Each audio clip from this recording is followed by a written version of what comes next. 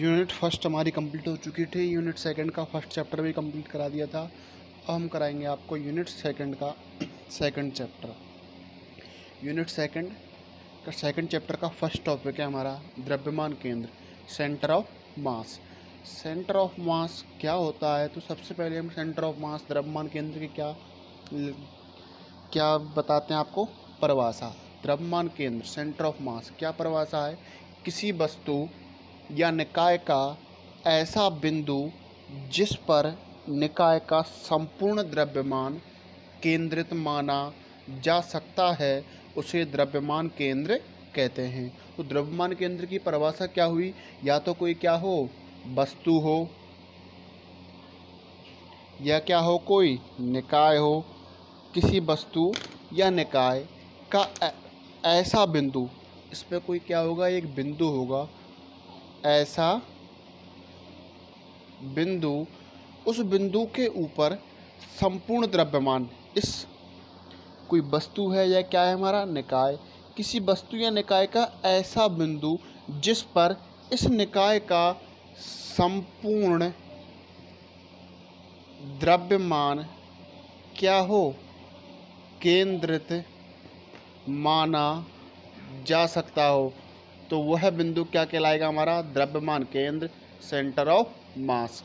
द्रव्यमान केंद्र काल्पनिक होता है, हम उसको मानते हैं। द्रव्यमान केंद्र द्रव्यमान के अंदर भी हो सकता है, द्रव्यमान केंद्र द्रव्यमान के बाहर भी हो सकता है। तो द्रव्यमान केंद्र की क्या परिभाषा? किसी वस्तु या निकाय का ऐसा बिंदु जिस पर निकाय का संपूर्ण द्रव्यमान केंद्रित माना जा सकता है, उसे द्रव्यमान केंद्र कहते हैं। अब एक हमारा क्या है, निर्देश तंत्र है। ये हमारा क्या है, निर्देश तंत्र। ये इसका मूल बिंदु, एक्स अक्ष, वाई अक्ष और जेड अक्ष। ये जो निर्देश तंत्र है वो कैसा है? द्विकण। मतलब इस निर्देश तंत्र में कितने कण हैं?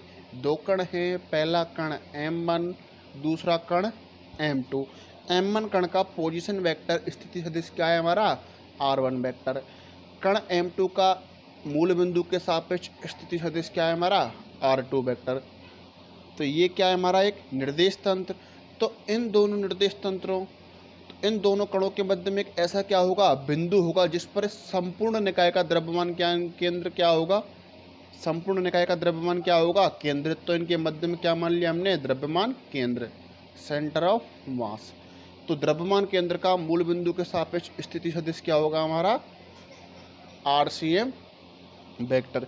ये दोनों कण है, ये परस्पर अन्योन्य क्रिया बल के प्रभाव में, तो कण m1 पर कण m2 के कारण बल लगेगा तथा कण m2 पर किसके कारण बल लगेगा? कण m1 के कारण। कण m1 पर लगने वाला बल क्या होगा? F1 वेक्टर किसके? चूंकि F बराबर क्या होता है? ma, A बराबर क्या होता है? dV/dt, और V बराबर क्या होता है? dx/dt। किस पर निकाल रहे हैं? m1 पर। तो द्रव्यमान किसका आएगा? m1 कण का। तो m1 क्या हो जाएगा? d2r1 वेक्टर बटे d2 स्क्वायर। लेकिन इस कण m1 पर किसके कारण बल भी लगेगा? m2 के कारण। तो उसे क्या बोलेंगे? F1 2 वेक्टर, समीकरण 1। इसी प्रकार किस पर कण m2 पर लगने वाला फोर्स क्या होगा? F2 vector. तो F2 वेक्टर की वैल्यू क्या आएगी? m2 d2 r2 वेक्टर बटे d2 square plus F21 vector, समीकरण क्या हो गया? 2। अब ये जो निकाय, इस पर क्या निकालें हम? टोटल फोर्स निकालें, नेट बल निकालें। तो कुल बल क्या आएगा हमारा? कुल बल कैपिटल F किसके बराबर आएगा? F1 vector plus F2 vector. इस समीकरण में समीकरण 1 और समीकरण 2 से किसकी वैल्यू रखें? F1 वेक्टर और F2 वेक्टर की। तो F बराबर क्या मिलेगा?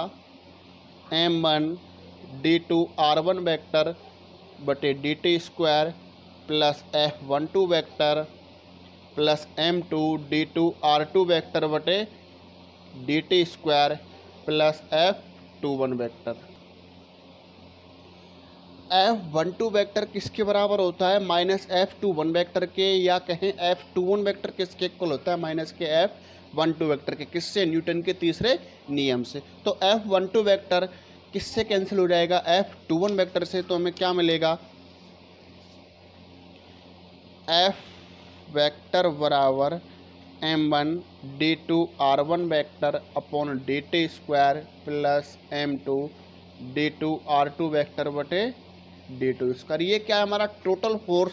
और इस निकाय का टोटल द्रव्यमान कहाँ केंद्रित होगा? सेंटर ऑफ मास, जिसका पोजीशन वेक्टर क्या है? RCM vector. तो इस F को हम क्या लिख सकते हैं? Capital M D2 RCM vector बटे DT स्क्वायर। इस F की वैल्यू कहाँ रखें हम? इस समीकरण में। तो हमें क्या मिलेगा? नेक्स्ट समीकरण M D2 RCM वेक्टर बटे D2 स्क्वायर बराबर M1 D2 R1 वेक्टर बटे D2 square plus M2 D2 R2 vector बटे D2 स्क्वायर। इस समीकरण को हम क्या लिख सकते हैं? D2 बटे D2 square M RCM vector किसके इक्वल होगा? D2 बटे D2 square M1 R1 vector plus M2 R2 vector. इस समीकरण को हम सॉल्व करेंगे तो हमारा ये समीकरण मिलेगा। यदि हम M RCM वेक्टर का दो बार क्या करें? अवकलन करें तो क्या मिलेगा? M D2 RCM वेक्टर बटे D2 स्क्वायर। इसी प्रकार M1 R1 vector plus M2 R2 vector का दो बार हम अवकलन करेंगे तो क्या मिलेगा हमको? M1 D2 R1 वेक्टर बटे D2 square plus M2 D2 R2 vector बटे D2 स्क्वायर। तो इस अवकलन से ये अवकलन क्या हो जाएगा? कैंसिल हो जाएगा।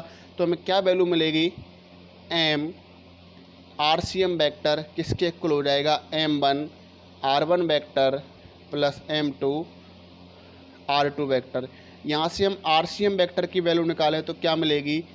M1 R1 vector plus M2 R2 vector बटे कैपिटल M। क्योंकि कैपिटल M क्या है हमारा? इस निकाय का क्या है? टोटल द्रव्यमान। तो कैपिटल M की वैल्यू क्या होगी? M1 प्लस M2 क्या है हमारा? निकाय का टोटल मास। तो इस M की वैल्यू कहाँ रखें हम? इस समीकरण में। तो RCM वेक्टर क्या मिल जाएगा? RCM vector M1 R1 vector plus M2 R2 vector upon M1 plus M2। ये किसकी वैल्यू आ गई? RCM वेक्टर की। ये क्या हो गया हमारा? द्विघट निकाय का द्रव्यमान के निर्देश तंत्र के सापेक्ष स्थिति सदिश। इसको डाल दें हम समीकरण 3। यदि हमारे निकाय में कणों की संख्या क्या हो? स्मॉल n हो। यदि निकाय में कणों की संख्या स्मॉल n तो उनके द्रव्यमान क्या होंगे? M1 M2 dash dash dash कहाँ तक होंगे हमारे? Mn। तो उनका स्थिति सदिश भी क्या होंगे हमारे? R1 vector dash dash dash कहाँ तक? Rn vector. तब उस निकाय का द्रव्यमान केंद्र निर्देश तंत्र के सापेक्ष स्थिति सदिश क्या आएगा हमारा? RCM वेक्टर क्या आएगा? M1 R1 vector plus M2 R2 vector dash dash dash Mn Rn vector upon क्या मिलेगा? तो RCM वेक्टर किसके बराबर मिलेगा? M1 R1 vector plus M2 R2 vector dash dash dash plus Mn Rn vector बटे M1 plus M2 plus M3 dash dash dash plus क्या हो जाएगा हमारा? Mn। ये क्या हुआ हमारा? बहुकण निकाय या n निकाय का क्या है हमारा? द्रव्यमान केंद्र निर्देश तंत्र के सापेक्ष क्या है? स्थिति सदिश। इसको हम क्या लिख सकते हैं?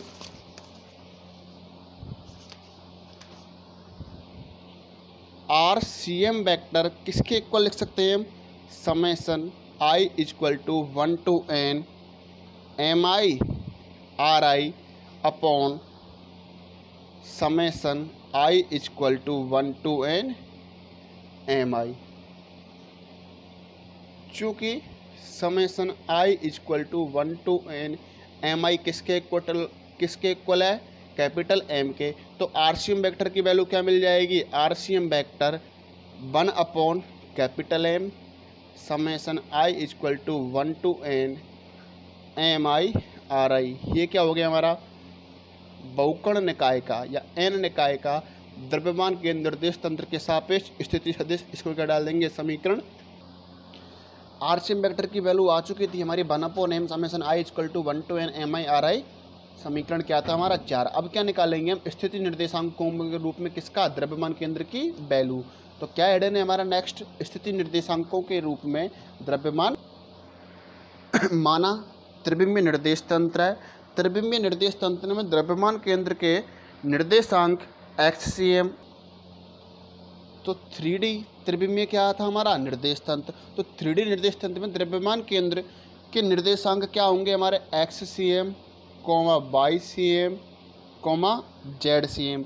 तब द्रव्यमान केंद्र का पोजीशन वेक्टर स्थिति सदिश क्या मिलेगा हमको, RCM वेक्टर किसके इक्वल होगा, XCM i cap plus YCM j cap plus ZCM k cap. इसको डालो समीकरण 5। निकाय कैसा है, बहुतंत्र निकाय का बहुकर्ण निकाय। तो द्रव्यमान क्या होगा, बहु m1 m2 m3 dash dash dash n। निकाय में कण कितने हैं, विभिन्न।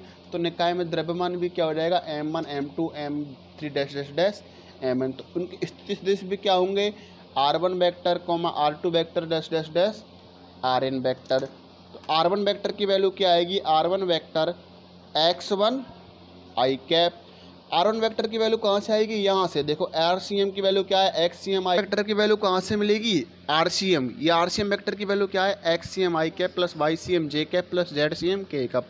तो r1 वेक्टर में क्या आएगा, x1 i cap plus y1 j cap plus z1 k cap. इसी प्रकार हम r2 वेक्टर की वैल्यू निकाले तो क्या आ जाएगी, x2 i cap y2 j cap z2 k cap dash dash dash. ऐसी किसकी, r3 वेक्टर की, ऐसे r4 की, ऐसे किसकी निकालें, rn वेक्टर की वैल्यू तो क्या आ जाएगी, xn i cap plus yn j cap plus zn k cap. इसको समीकरण डाल देते हैं हम, समीकरण 6। तो समीकरण 5 और 6 के मान समीकरण 4 में रखें तो हमें क्या वैल्यू मिलेगी, XCM YCM और ZCM की वैल्यू कैसे निकालेंगे हम, समीकरण 5 और 6 से मान का रखेंगे हम समीकरण 4 में। समीकरण 5 व समीकरण 6 से मान समीकरण 4 में, और समीकरण किस में रखेंगे हम, समीकरण 3 में। तो किसकी वैल्यू मिलेगी हमको, XCM YCM और ZCM। तो XCM की वैल्यू क्या मिली, XCM m1 x1 m2 x2 dash dash dash plus mn xn upon m1 plus m2 dash dash dash plus mn। या इसको क्या लिख सकते हैं, XCM किसके बराबर होगा हमारा, summation i1 to n mi xi upon summation i1 to n mi। या क्या लिख सकते हैं हम, 1 upon capital M summation i1 to n mi xi। चूँकि टोटल द्रव्यमान का मान क्या है हमारा, कैपिटल M। इसको डाल दो समीकरण A। इसी प्रकार किसकी वैल्यू निकाल रहे हैं हम, YCM की। तो क्या मिलेगी, m1 y1 m2 y2 dash dash dash mn yn upon m1 plus m2 dash dash dash plus mn। या YCM किसके बराबर मिल जाएगा, डायरेक्ट लिख रहा हूँ, 1 upon capital M summation i1 to n mi yi। इसी प्रकार किसकी वैल्यू मिलेगी हमको, ZCM की क्या मिलेगी, 1 upon capital M summation i1 to n mi zi। इसको समीकरण B, इसको समीकरण C।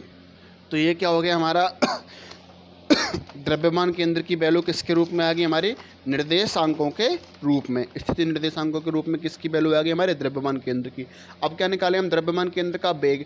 तो वेग क्या होता है हमारा, विस्थापन में परिवर्तन की दर। तो वेग का मान कहाँ से आएगा, हमने निकाला था समीकरण 3। किसकी वैल्यू, RCM वेक्टर की m1 r1 vector plus m2 r2 vector बटे m1 प्लस m2। उसी प्रकार निकाला था हमने समीकरण 4। समीकरण 4 क्या था हमारा, आरसीएम वेक्टर किसके बराबर, 1/N summation i 1 to n mi R I. Capital M क्या है हमारा, टोटल द्रव्यमान। तो इसमें निकाय कितने होते हैं हमारा, बहुकर्ण निकाय। तो हमें क्या निकालना है, हमको द्रव्यमान केंद्र का वेग। तो वेग क्या होता है, विस्थापन में परिवर्तन की दर। तो इस समीकरण 4 का क्या कर दें हम, अवकलन कर दें, किसके सापेक्ष करें हम, टी के सापेक्ष। तो क्या मिल जाएगा हमको, द्रव्यमान केंद्र का वेग। तो क्या लिखेंगे, समीकरण 4 का टी के सापेक्ष क्या करें हम, अवकलन। तो क्या मिल जाएगा हमारा, d/dt RCM vector 1/M summation i 1 to n mi d/dt ri। ये क्या हो जाएगा हमारा, BCM वेक्टर। ये क्या हो जाएगा हमारा, DRCM वेक्टर बटे dt क्या हो जाएगा, BCM vector 1/M summation i 1 to n mi। विस्थापन में परिवर्तन की दर क्या होगा हमारा, वेग। तो क्या हो गया हमारा, bi। तो ये किसका मान आ गया, किसकी वैल्यू आ गई हमारी, द्रव्यमान केंद्र का वेग। BCM वेक्टर किसके बराबर आया, 1/M summation i equal to 1 to n mi bi। ये क्या हो गया हमारा, द्रव्यमान केंद्र का वेग। आगे क्या लिख सकते हैं इसको, BCM vector 1/M summation i 1 to n। चूँकि संवेग P बराबर क्या होता है, mv। तो mi इंटू बी आई क्या हो जाएगा हमारा, PI। ये क्या आ जाएगा हमारा, द्रव्यमान केंद्र का क्या हो जाएगा, ये द्रव्यमान केंद्र का वेग है। लेकिन किसके रूप में है ये, संवेग के रूप में।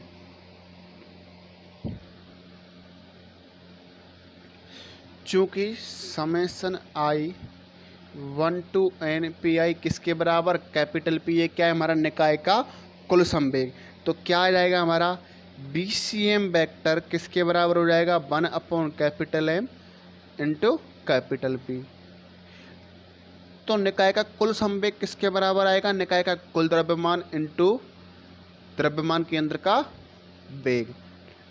तो P की वैल्यू किसके बराबर आई, P किसके बराबर है, capital M into BCM vector. अब क्या निकालें हम, द्रव्यमान केंद्र का त्वरण। तो त्वरण क्या होता है, वेग में परिवर्तन की दर।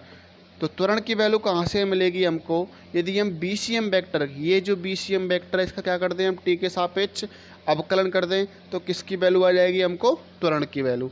इसको समीकरण डाल दो, कैपिटल ए। समीकरण कैपिटल ए का टी के सापेक्ष क्या कर दें हम, अवकलन। तो किसकी वैल्यू आ जाएगी हमको, त्वरण की। तो d/dt BCM vector 1/M summation i 1 to n mi d/dt bi। तो ये क्या हो जाएगा हमारा, ACM 1/M summation i 1 to n mi ai। किसका मान आ गया, द्रव्यमान केंद्र का त्वरण। चूँकि F बराबर क्या होता है हमारा, ma। तो Fi की वैल्यू किसकी आ जाएगी, mi इंटू ai। तो ACM किसके बराबर हो जाएगा, 1/M summation i 1 to n Fi। Same ये क्या था हमारा, निकाय का संवेग था। ये क्या है हमारा, निकाय का बल। यदि हम summation i 1 to n Fi बराबर क्या मान लें, कैपिटल F। कैपिटल F क्या है हमारा, कुल फोर्स। क्या है, निकाय का कुल फोर्स। तो हमें द्रव्यमान केंद्र का त्वरण की वैल्यू क्या मिलेगी, ACM किसके बराबर आ जाएगा, 1/M इंटू कैपिटल F। तो यहाँ से हम कैपिटल F की वैल्यू निकालें तो क्या मिलेगी, कैपिटल M इंटू ACM। अर्थात निकाय का कुल बल किसके बराबर होगा, निकाय का कुल द्रव्यमान इंटू द्रव्यमान केंद्र का त्वरण। नेक्स्ट टॉपिक है हमारा कण की गतिज ऊर्जा या निकाय की गतिज ऊर्जा या बहुकणीय निर्देश तंत्र की गतिज ऊर्जा। यह मोस्ट टॉपिक है, बहुत इम्पोर्टेंट टॉपिक है, हर साल आता है, 2015 में आया है, 2016 में आया है, 2010 में आया है, 2013 में भी आया है। तो क्या है हमारा एक बहुकणीय निर्देश तंत्र है। बहुकणीय निर्देश तंत्र क्या होता है, नाम से ही बताता है क्या है, बहुकणीय निर्देश तंत्र। तो उसमें क्या होंगे, अनेक कण। तो बहुकणीय निर्देश तंत्र अनेक कणों से मिलकर बना होता है। लेकिन उसका क्या होगा, द्रव्यमान केंद्र क्या होगा, पूरे कण का क्या होगा, एक द्रव्यमान केंद्र। उस द्रव्यमान केंद्र पर क्या होगा, उसका निर्देश तंत्र, उसका संपूर्ण द्रव्यमान केंद्रित होगा। तो माना निर्देश तंत्र है एक, ये हमारा निर्देश तंत्र बहुकण है, इसमें अनेक कण है, हमने ओनली एक कण लिया, क्या है कण, क्या है, M1 है। ये मूल बिंदु, ये एक्स अक्ष, ये वाई अक्ष और ये जेड अक्ष, ये क्या है हमारा यहाँ पर द्रव्यमान केंद्र। हमने बताया था द्रव्यमान केंद्र द्रव्यमान के अंदर भी हो सकता है, द्रव्यमान के बाहर भी हो सकता है। तो इस द्रव्यमान केंद्र का मूल बिंदु O के सापेक्ष पोजीशन वेक्टर स्थिति सदिश क्या है हमारा, RCM वेक्टर। ये जो कण M1 है, इस कण M1 का मूल बिंदु O के सापेक्ष स्थिति सदिश क्या है हमारा, RI वेक्टर। लेकिन इस कण M1 का द्रव्यमान केंद्र निर्देश तंत्र के सापेक्ष स्थिति सदिश क्या है हमारा, RI डैश वेक्टर। तो चित्र की ज्यामिति से क्या मिलेगा हमको, RI वेक्टर किसके बराबर होगा, RCM vector plus RI dash vector. ये निकाय कैसा है, यदि गतिशील है तो क्या होगा हमारा, वेग होगा। तो वेग क्या होता है, विस्थापन में परिवर्तन की दर। तो इस समीकरण का क्या कर दें हम, टी के सापेक्ष क्या कर दें, अवकलन कर दें। तो क्या मिल जाएगा हमको, वेग। तो वेग की वैल्यू क्या आ जाएगी, डी RI वेक्टर बटे DT बराबर D RCM vector upon DT plus D RI dash vector upon DT। D RI vector upon DT की वैल्यू किसके बराबर हो जाएगी, BI vector. D RCM vector बटे DT की value BCM vector. D RI dash vector बटे DT की value BI dash vector. इस समीकरण का हम आगे उपयोग करेंगे, इस समीकरण का भी हम आगे उपयोग करेंगे। तो ये BI क्या है, होगा हमारा द्रव्यमान केंद्र के सापेक्ष BI क्या होगा हमारा, इस आईवे कण का, यह कण कौन सा है हमारा, आईवा कण है, उसका द्रव्यमान क्या है, M1। तो क्या होगा, BI होगा आईवे कण का मूल बिंदु के सापेक्ष क्या होगा, वेग। BCM क्या होगा, मूल बिंदु के सापेक्ष द्रव्यमान केंद्र का वेग। और BI डैश क्या होगा, आईवे कण का द्रव्यमान के निर्देश केंद्र के सापेक्ष वेग। तो हम इस आईवे कण की क्या निकाले, हम आईवे कण की गतिज ऊर्जा क्या निकाले हम, काइनेटिक एनर्जी। तो गतिज ऊर्जा क्या होती है, आप सब जानते हो, क्या किसके बराबर होगा, के बराबर क्या होता है, 1/2 m/b²। लेकिन किसकी निकाल रहे हैं, आईवे कण की। तो क्या किसके बराबर रहेगी, 1/2 mi BI²। इस BI को क्या लिख सकते हैं हम, KI किसके बराबर, 1/2 mi BI इंटू BI लिख सकते हैं। अब BI की वैल्यू कहाँ से लिखें हम, यहाँ से। तो क्या मिलेगा हमको, KI 1/2 mi BCM vector plus BI dash vector into BCM vector plus BI dash vector. अब इन दोनों का आपस में क्या करेंगे, हम गुणा करेंगे या कहें हम कोष्टक को खोलेंगे। तो क्या मिलेगा, KI 1/2 mi BCM वेक्टर का क्या हो जाएगा, स्क्वायर। BCM का गुणा किससे करें, BCM वेक्टर से, प्लस क्या मिलेगा, BCM वेक्टर किससे होगा, इंटू BI डैश वेक्टर। अब BI डैश वेक्टर का किससे, BCM से, BI डैश का किससे, इससे। तो क्या हो जाएगा, BI dash vector into BCM vector plus BI dash vector का स्क्वायर। KI किसके बराबर मिलेगा, 1/2 mi BCM वेक्टर का स्क्वायर। ये वैल्यू और ये वैल्यू क्या है हमारी, सेम है। तो क्या लिख देंगे हम इसको, और 1/2 mi का क्या होगा हमारा, अंदर गुणा होगा। तो क्या हो जाएगा, 1/2 M I B I dash vector का square plus M I B C M vector into B I dash vector. 1/2 M I का इससे गुणा किया तो 1/2 M I B C M vector, 1/2 M I गुणा इससे किया, इसको पहले लिख लेंगे तो 1/2 M I B I dash. ये B C M vector dot B C I क्या हो जाएगा हमारा 2 हो जाएगा और 1/2 से 2 कैंसिल हो जाएगा। तो के आई की वैल्यू क्या मिली 1/2 M I B C M vector plus 1/2 M I B I dash vector square plus M I B C M dot B I dash vector. ये क्या है हमारे आई वे कण की गतिज ऊर्जा। अब निकाले हम निकाय की गतिज ऊर्जा, निकाय की टोटल काइनेटिक एनर्जी। तो निकाय की कुल गतिज ऊर्जा, तो कुल गतिज ऊर्जा के लिए क्या कर देंगे हम, इसका क्या लगा दें हम समेसन लगा दे। तो मैं इस समीकरण में निकाल रहा हूँ तो क्या लगा दिया हमने समेसन लगा दो, समेसन लगा दो, समेसन लगा दिया समेसन। तो समेसन क्या लिख सकते हैं हम के 1/2 B C M square summation M I plus 1/2 summation M I B I dash vector square plus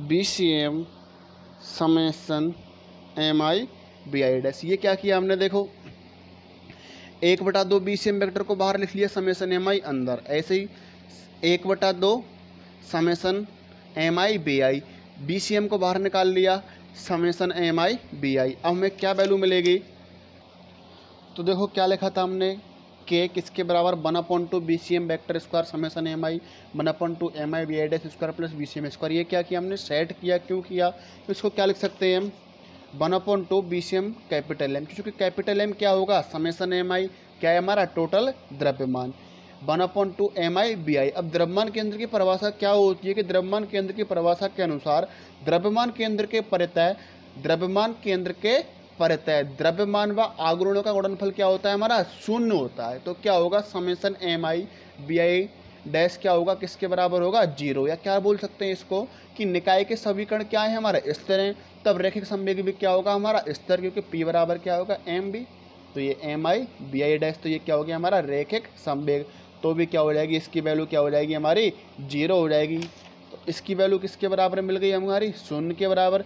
ये क्या हो गया हमारा 1/2 बी सी एम, ये क्या हो गया किसकी वैल्यू कैपिटल एम, ये क्या हो गया हमारा गतिज ऊर्जा। तो क्या लिख सकते हैं हम के बराबर 1/2 B C M capital M plus 1/2 summation M I B I dash square plus 0।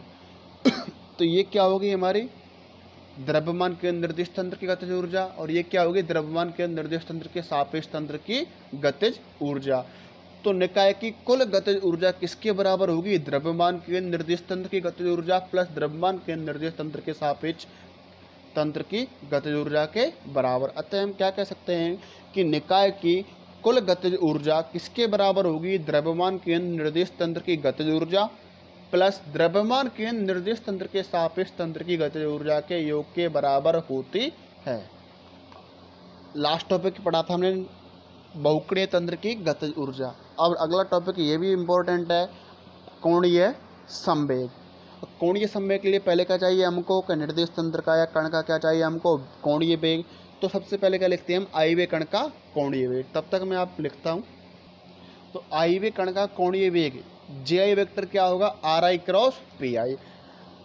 Are I vector cross चूंकि पी बराबर क्या होता है एम बी, तो आई वे कण का संवेग पी आई क्या हो जाएगी M I into B I. तो R I vector cross M I B I vector. तो M I dot M I क्या है हमारा क्या है द्रव्यमान है, द्रव्यमान क्या है हमारा कांस्टेंट राशि होती है, तो इसको क्या निकाल सकते हैं हम बाहर निकाल सकते हैं। तो M I dot R I vector cross B I vector.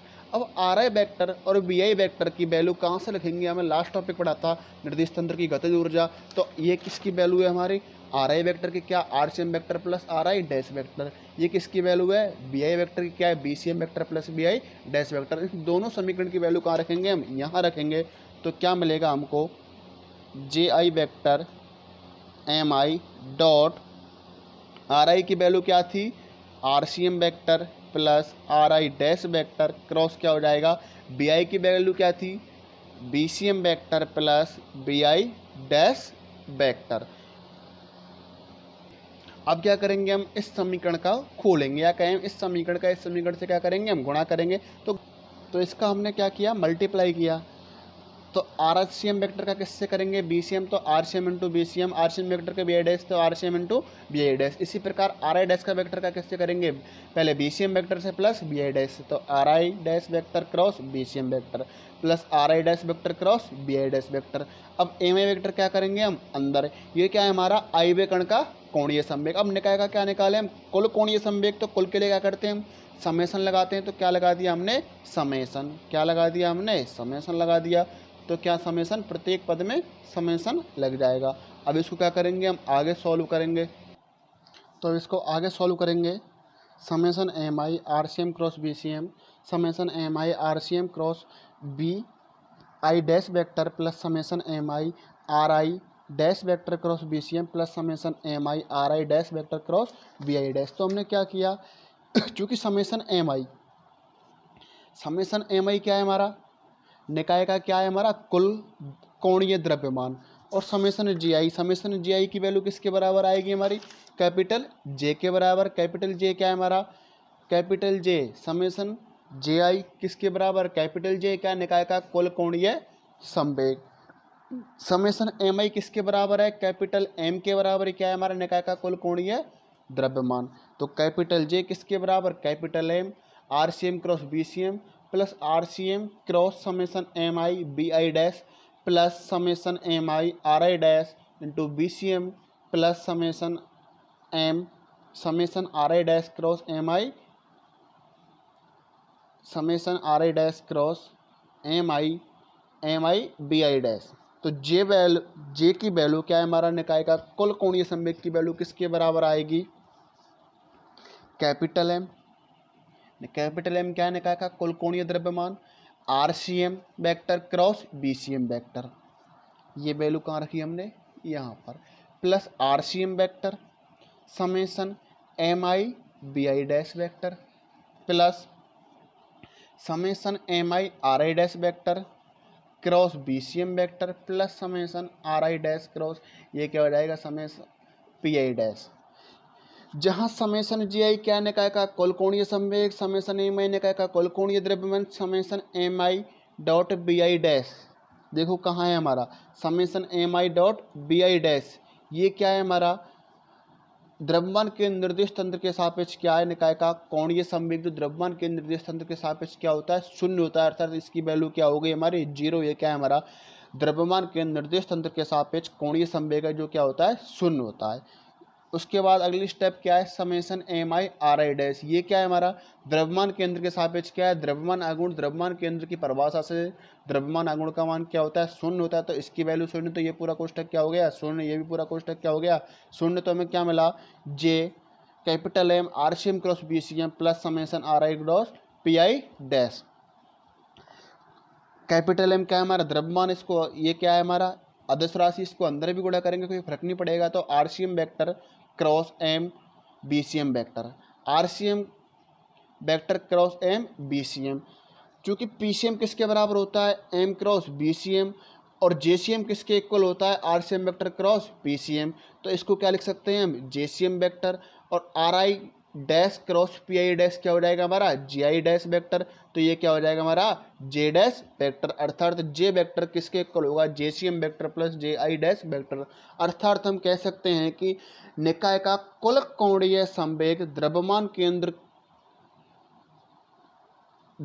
केंद्र के सापेक्ष कोणीय संवेग प्लस द्रव्यमान केंद्र के सापेक्ष दूसरे कण के कोणीय संवेग का योग होता है। अर्थात स्पष्ट है कि निकाय का कुल कोणीय संवेग द्रव्यमान केंद्र का कोणीय संवेग और द्रव्यमान केंद्र निर्देश तंत्र के सापेक्ष तंत्र का कोणीय संवेग के योग के बराबर होता है।